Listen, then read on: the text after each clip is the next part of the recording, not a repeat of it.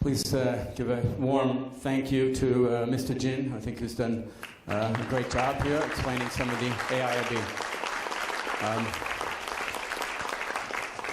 We'd like to open this up to questions now. Preference for those from the chamber, if we can. Yes, this gentleman with his hands up. I'll just shout. No, it's fine. I'm Tom Miller. I'm from Gavcal Dragonomics. Mr. Jin, it's a pleasure to speak to you today. I have a very quick question, or three very quick questions. No, very quick, I promise. The first one is, how much do you plan to lend every year? The second one is, what sort of returns will you be targeting? And the third question is, which currencies will you be lending in? Thank you. In 2016, the first year when we launched operations, we expect to have probably 1.5 to 2 billion US dollars. But the disbursement may not be that large because I intend to launch the first batch of projects second quarter. Even before the bank is formally inaugurated, we are already having professionals preparing for the pipelines. So we have a target starting to operate second quarter. We have had very good discussions with the World Bank and AIIB and EBRD, AIIB. They are willing to co-finance with us, which is very good, which can help us to get off the ground very soon.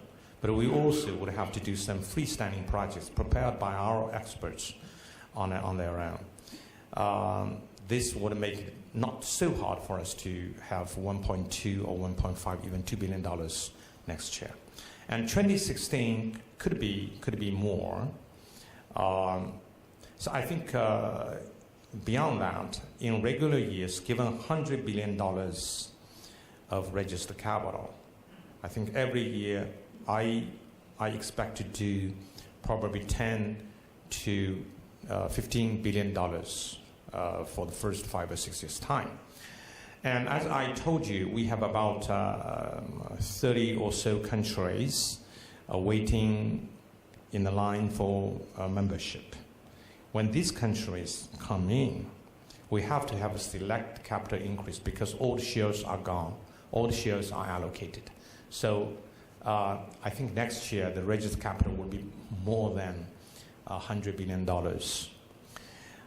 It's very important for us to work together as members of a family of multilateral development institutions, because when we invest in infrastructure, it's very easy for you to have a project over $1 billion, $2 billion, even $3 billion.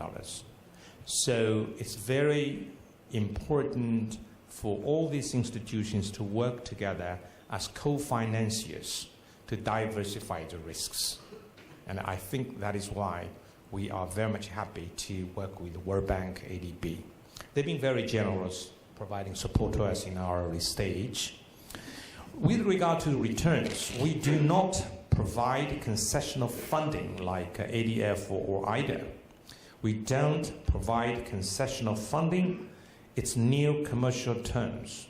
It's like the World Bank's IBRD or ADB's OCR. It's hard currency and near commercial.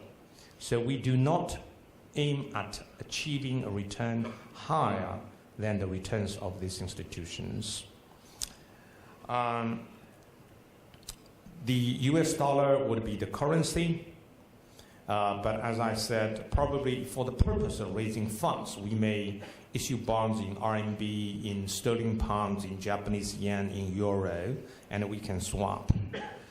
Some people ask me, do you consider using RMB as the currency? I think for the purpose of convenience and for the purpose of meeting the overall need of all these countries, probably we should stick to the US dollar. But if any borrower requests financing in currency other than the United States dollars, we certainly could work out some of the ways to deal with that. Thank you very much for your questions. Thank you very much. Next question. Yeah, you keep. First of all, thanks a lot for sharing the vision and the objective of AIIB, and it's very clear your focus on the talent, governance, and as well as on the climate. All of us know, like the infrastructure development always results, most of the time results in the economic prosperity. And you mentioned that AIIB is trying to take the best from the other institutes. But if you look in the Europe, EU and EIB, they invested heavily in the infrastructure. And when now you look at Greece, Spain, and other southern European countries, we will see a lot of infrastructure projects were failures, which resulted in a big economic crisis and all of those things. So how AIIB will avoid those pitfalls? I hope I understand your question correctly. There's no one-to-one correlation between investment in infrastructure and debt problems or the failures of any particular infrastructure investments. If some of the European countries, EU or Eurozone countries, are in distress with high mounting debt, this has nothing to do with infrastructure investment. This is purely the macroeconomic policy management. It's purely because of the failure to deal with the social security and sometimes labor law, a host of issues which combine to create such kind of problems, spell a disaster. We understand, and I fully agree with you, that we cannot talk about investment in infrastructure categorically. You have to make investment judiciously, wisely, cost-effectively. In two areas. One, I think it's very important for us to make sure that any investment in infrastructure is free of corruption. In some of the cases, the project sponsor did not do a good job. Some of the resources siphoned off to the private pocket, so much so that you end up having a shoddy infrastructure project. And this is a problem. And some of the infrastructure projects are not doing so well, not because of the construction in and of itself. It's because of the maintenance. Because you don't take care of any, for instance, of the roads, and then it would deteriorate very quickly. So maintenance is very important. Thirdly, coordinated infrastructure investment is the key.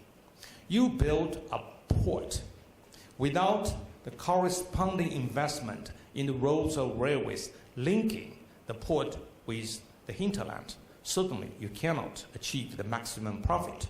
Sometimes you build a power plant, neglecting the construction of the transmission or distribution, or for whatever reason, you hit a snap in the construction of some other related parts, and then the completed power plant will lay idle, or the completed transmission line will lay idle. So all these kind of issues are problems of coordination. But overall, I would say macroeconomic policy management and political and economic stability is the key. So I appreciate President Volker's comments and also Ambassador Schweizer's comment about, you actually referred to, directly or indirectly, the political stability of China over the last 35 years.